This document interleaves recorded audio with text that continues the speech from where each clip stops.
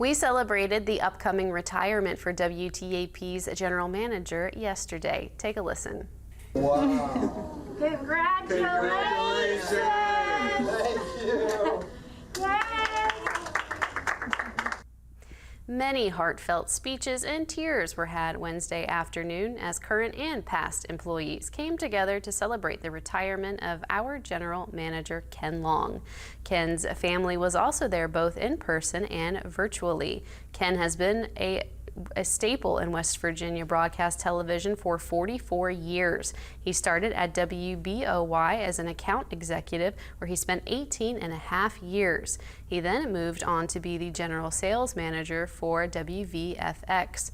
After operating his own consulting agency for 7 years, he went on to be the director of sales at WDTV. After multiple attempts to bring Ken to Parkersburg, he finally joined the WTAP family in 2009 as a local sales manager before becoming the general manager in 2017. Ken has been a great mentor and friend to many his entire career. We wish him the best in his retirement. Still ahead,